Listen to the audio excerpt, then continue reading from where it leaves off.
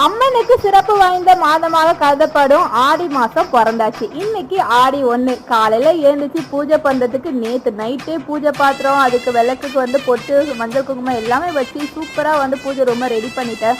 காலையில எழுந்துச்சு பூஜைக்கு விளக்கு ஏற்றணும். அந்த வேலையை மட்டும் பெண்டிங் வச்சு மீதி எல்லா ஒர்க்கும் பண்ணிட்டேன். எப்பவும் போல காலையில நிலவாசல விளக்கு ஏற்றிட்டு பிரம்ம முகூர்த்த விளக்கும் ஏற்றிட்டேன்.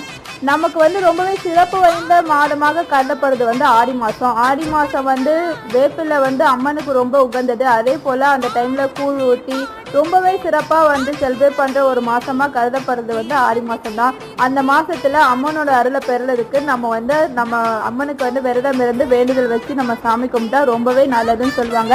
இன்னைக்கு நல்லபடியாக பிரம்ம முகூர்த்த விளக்கு ஏற்றிட்டு, அதே போல் நம்மளுடைய ஆடி மாதம் அப்போ நம்ம குலதெய்வத்தை வீட்டுக்கு அழைப்புன்னு சொல்லுவாங்க. அதனால ஒரு கலசில தண்ணி ஊற்றி அதில் மஞ்சள் போட்டு குலதெய்வத்தையும் வீட்டுக்கு அழைச்சாச்சு. நெக்ஸ்ட்